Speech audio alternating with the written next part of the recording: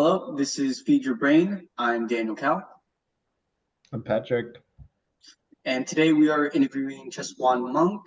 If you could, can you please introduce yourself, tell us a little bit about who you are, what do you do, and a little background of yourself. Yeah, so a little bit about me. Well, first, I'm Chessjuan Monk from New Relic. I'm the um, Ignite recruiter and then also early in careers. So I do university as well. And then a little bit of a background. I've been in recruiting for pretty much my whole career. So I've been in a whole lot of different industries and really have enjoyed university recruiting. All right, that's awesome. First off, can you just quickly explain the whole recruitment process and what that entails? Yeah. So the recruiting process, and I'll take it from like the early career perspective. It starts out with kind of like the planning of our internship program. So building it out, what we'd like to do, the folks that are interns will meet, and then projects that they'll work on. After identifying like the teams that interns will be joining, and then getting a set number, whether that's like 50 or some companies hire like 100 or 200. Ours is more on the smaller end of like 50. Then it starts the planning of which universities we'll visit, and then of course filling the specific engineering, like specific internship openings that we have, whether that's engineering, marketing, and then going at it from there. So once we open up the requisitions, after that it begins the hiring process, usually kind of like in the beginning of the year. So January is kind of like our opening space, and then our summer internship begins, and that lasts about 3 months, and then from there, if everything goes really well, our hope is that we can convert some of the interns to full-time. All right, going into that, through that recruitment process, and you're looking at interviewees, what do you specifically look for on a resume? Ooh, that's a good question. I think the main kind of differentiator is extracurricular activities. I think it's one thing for everyone to go to the university and let's say graduate with computer science or graduate with a degree in communications. The differentiating factor is, what do you do outside of school? And that doesn't necessarily have to be more internships. That can be volunteering. Just what else are you doing outside of school that continues to beef up and improve the skills that you currently have? And then, how does that lean into the career that you want to get into? What do you place heavily on, or what kind of experience would you say had the most impact in affecting whether they get recruited or not? Ooh, that's a good question. I think things that highlight what they're currently doing that can be applicable to the job. So let's say let's take it back to engineers, like a computer science. If they were volunteering for, like, let's say like a kids program where they were teaching kids at underrepresented communities how to program, I think that highlights a certain level of competency around programming, and so that is something that we would look for. When it comes to marketing, how are they using their skills from class outside of the classroom? So whether that's volunteering at like a boys and girls club, or having kind of like their own marketing business, or other school activities where it's like participating in sales groups or clubs. Those are all things that we look for. Now, during the actual interview process, what are the sort of like common mistakes you see, and what are the things that you see that like actually surprise you? Sort of like what are the do's and don'ts? Ooh, that's a good one. Common mistakes. I'd say one of the common mistakes is not talking enough about themselves, interestingly enough. So when we ask about like group projects or things of that nature, just highlighting what you've done in the group project. So although it is a group project and there's an end goal and objective, being able to highlight what you've contributed to that got you to the finish line is really big. So following up with kind of like I statements versus we, because when you start using we, it's hard to identify and separate what you've done versus what the team's done. But if you're using yourself in those statements of I programmed XYZ, then it talks about what you were responsible for, what you've done. And those are kind of like layup points, so to speak, of how you're applying the skills that you have into certain projects. Because we statements, it's very unclear about who's doing it. It's like, okay, so we implemented this, and it's like, so what part did you implement? Like, where did you lean in? And that's harder to kind of decipher. But if you can roll out with, this is what the group had done, this is the project, I contributed on XYZ, then it's like, okay, perfect. These are the exact same things we were looking for in this particular intern role. And then I'd say like another kind of mistake is not fully reading into the internship position itself. Some companies may have kind of like generic job descriptions, but more recently, I would say, and by recently, I feel like in the last 5-10 years, job descriptions are becoming more specific. And so being able to align what you've done, your roles and responsibilities, to what's being asked is really huge. And sometimes I feel like that isn't quite leaned into as much as it could be to really highlight how you've been doing certain tasks that are asked. And that's where it comes to like doing extracurriculars. Like it doesn't necessarily matter if you're doing clubs or volunteering or have done another internship, but being able to highlight what you've been able to contribute and how that aligns to the internship, that's huge. And then another part of the interview process, how do you like it when someone turns it back on you and asks questions about yourself, what's your experience with the company, how do you like it, and such like that? Yeah, I love it. I think for me, the interviewing process is a two-way street. And so it's ensuring that it's a good fit for yourself as well as the company. Because at the end of the day, like let's say you blow everybody's socks off the whole entire interviewing process, and you get the job offer, you join the company, and then while you're there, you find out this isn't the place I wanted to be. Like culturally, it doesn't align with like my motives, how I work, how I operate. And now let's say maybe you're not showing up as well as you could have in a different environment, or maybe even a different team, but you'd never know that, or you'd never be able to uncover that until you start asking kind of those discovery questions of what the team's doing, what do they like about their team, what are their difficulties. Like those are the things to help kind of uncover some of those things, so you can better ensure that everything's aligning for both parties versus just aligning for the company. And then another question regarding skill wise anyway, how important do you think it is for a person to learn technical skills rather than interpersonal, or vice versa? Ooh, that's a good question. I mean, I think it depends on the position. Like talking to a lot of experienced engineers, and I'll just highlight this specific area. They say it's kind of 50-50. But with that being said, the technical skills, those can be learned.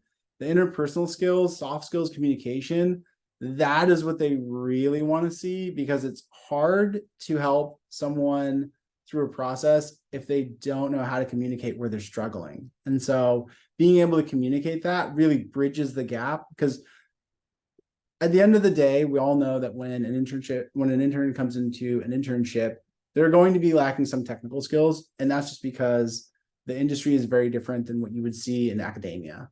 But what helps bridge that gap a ton, or can help accelerate you through the process of onboarding, is being able to communicate and being comfortable with saying, hey, I'm Chessjuan. I've never seen this before. How can I, like, this is what I do know. How can you help lean in and get me where do I need to be? Or is there some material that I can lean into to kind of start picking this up? Those are the things that we're really looking for. Because at the end of the day, again, it's hard to help someone ramp up if we don't know where they're struggling. And the last question for me, and this pertains to actually our class, which we've been heavily leaned into. How important are leadership skills and how important it is in the recruitment process? Ooh, leadership skills. That's a good one. I think leadership skills are always really important. I mean, at the end of the day, like some of those qualities of a leader of like ownership, being able ownership, accountability, those are all things that really show up. And so being able to highlight that, I feel like put folks in a better position just during the interviewing process, as well as when you're working in an intern position or role at a company, because that'll help bridge and build out your own network when you are doing the internship. And if there's one thing that I can always advocate for interns when they are at an internship or doing one is build your network. That is one of the most invaluable things you can possibly do, because maybe you might not be a fit on the team that you're working on, but there's so many other positions that you would never, end up doing or running into if you hadn't started reaching out and asking folks what they do, having interest in just having conversations with others that aren't within your immediate bubble. Like that is really, really big. And then at the same time, it helps build like advocacy. So when you're gone, I remember this quote, it's not about the folks that are talking about you that when you're in the room, it's about the folks that are talking about you when you're out of the room. And so how do you build that? And so a lot of that comes from establishing that good connection. So when you're not at the company anymore and you're looking for that full-time role, there'll be a lot of folks advocating for you, like, hey, Daniel was great at this, and Patrick was great at this, and they were fantastic communicators. Maybe a little short on the technical skills, but we understand because they were interns, but going full-time, they were fantastic communicators, and that is something that we can work with. And so I would say when it comes to leadership skills, being bold, accountable, like all of those things are really big differentiators. So to kick things off from me, as an experienced recruiter such as yourself, who's worked for plenty of different companies, do you think that all these companies generally look for the same thing, or what are some similarities and differences that you've noticed? Ooh, that's a good question.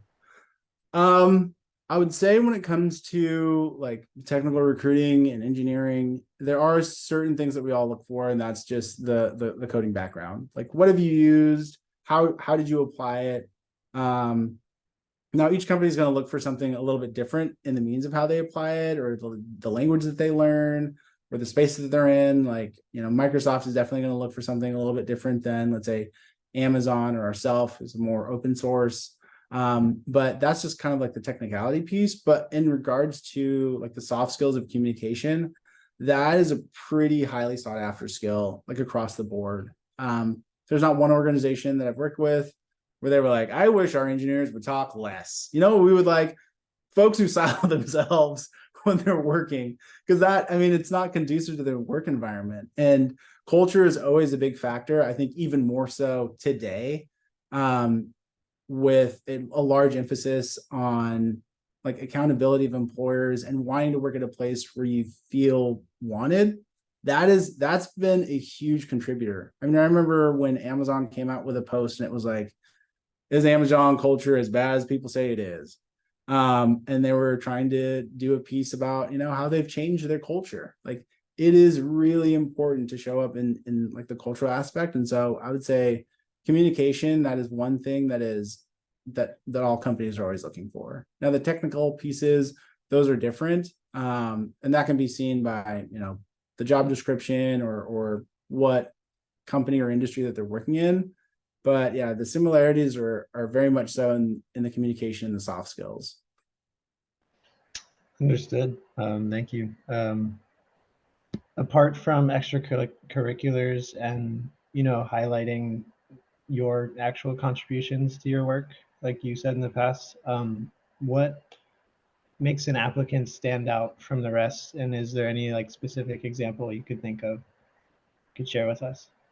Yeah, that's a great question.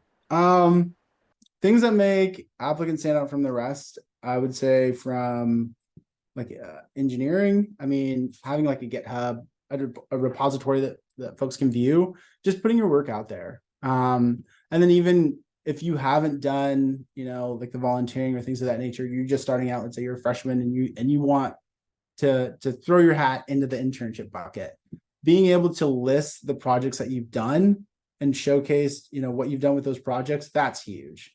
Because it shows that you have some technical depth in certain areas and how to utilize or implement certain things.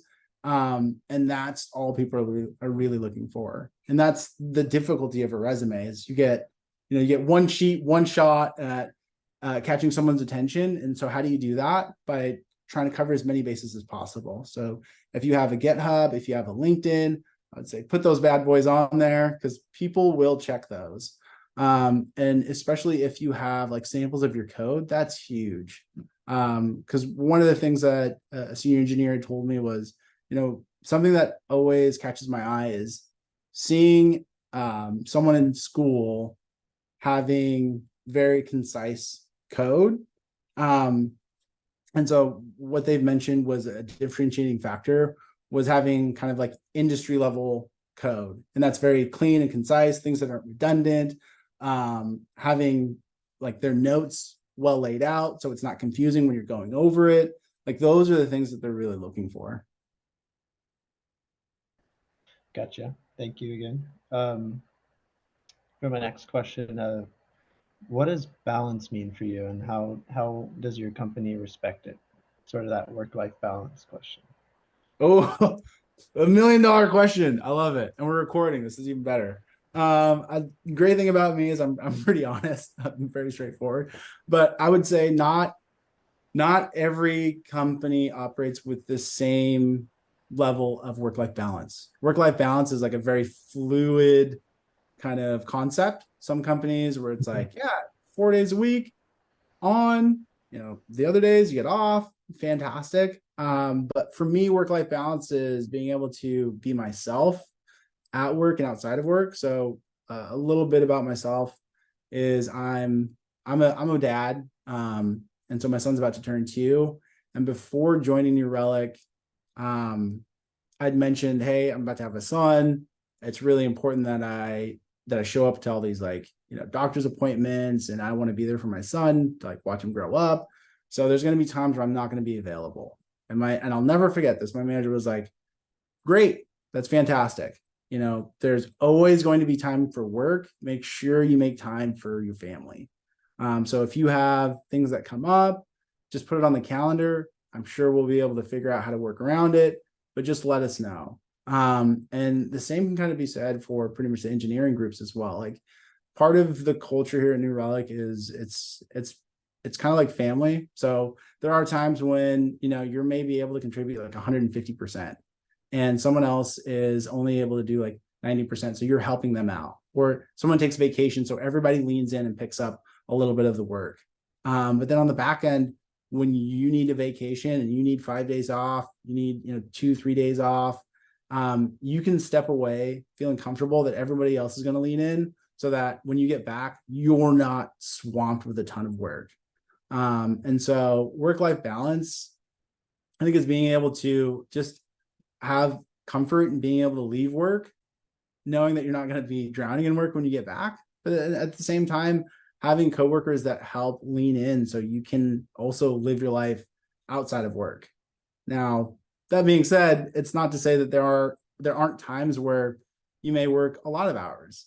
And then at the same time, there might be times where it's like there's ebbs and flows where you work less. And so it's a little bit of a give and take. And so, yeah, I would say work-life balance is very fluid because sometimes there are times where I do work a lot of hours, but then at the same time, there's times where it's like I just took like a week-long vacation with my family in Hawaii. And so it was like I was able to unplug, recharge, reset, and get myself back in the right mindset so I wasn't burning out. And I think that's where the real balance is.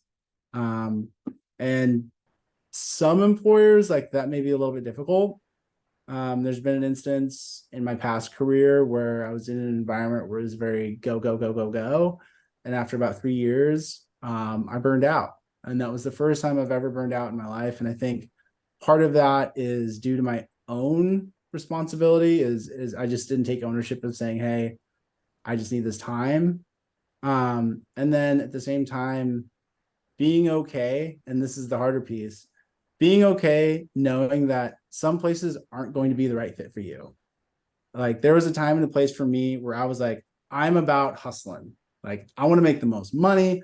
I want my career to shoot up, and I'm willing to sacrifice some personal things, like, only having one dog, not really having a lot of, like, not having a girlfriend. Like there's certain things I was willing to sacrifice, but now that I'm older, I have a wife, I have a child, we're about to have our second son, I got 3 dogs, maybe overdone it on the dogs, but now I want more balance. And so I'm leading into a company that is more about having some of those guardrails for balance, and New Relic does that for me. I like that answer. You seem happier now, so I think Yeah, I'm a lot happier. it's important to take that into consideration for us. Uh, We're getting close to the end for me, but how would you say technology plays a role in the recruitment process?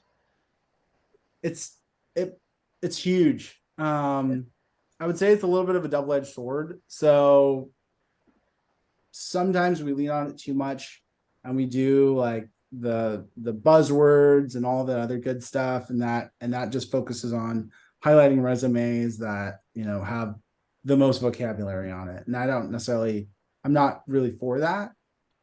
Now there are some instances where it is a little bit helpful, but at the same time, it still requires someone to come in and really read the resumes. And I think that's where you can set yourself apart by having examples of where you've implemented certain things, because that's going to be huge. Because at the end of the day, there's always going to be a human factor.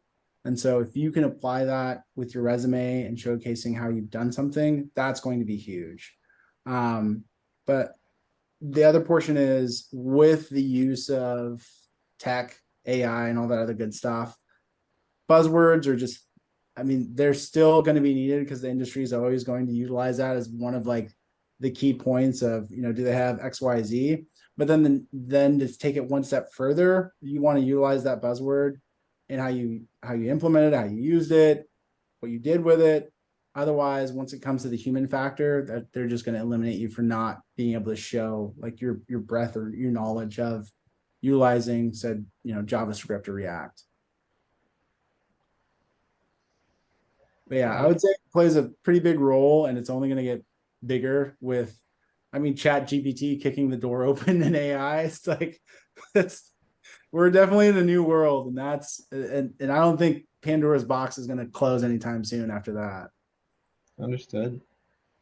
And last one from me is, how have expectations of your jobs that you're recruiting for changed over the years, and how do you foresee them changing even more?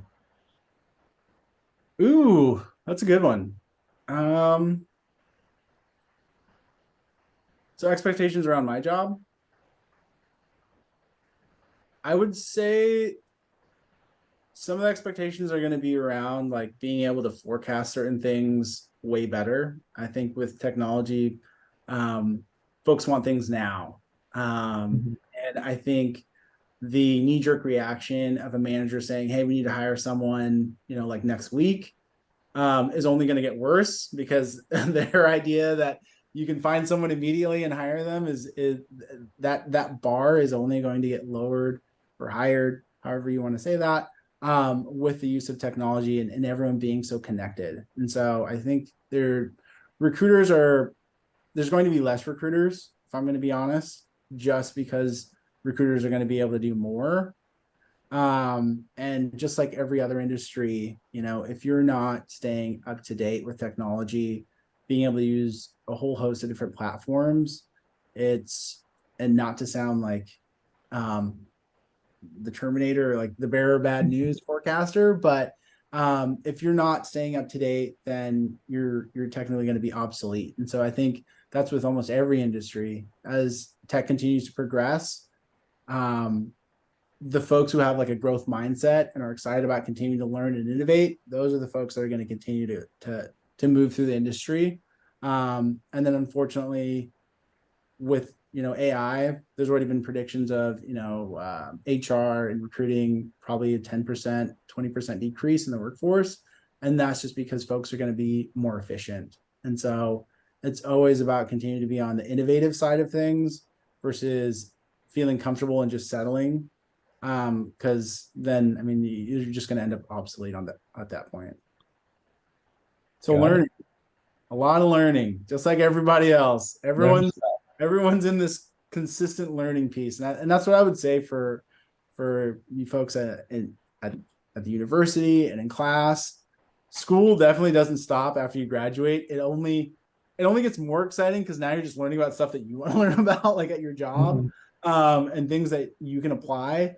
But the pace at which you learn at, that will, in some cases, increase quite a bit, especially with the introduction of AI. I know having just conversations with our legal team, they're like, yeah, for the first time ever, we all had to come together.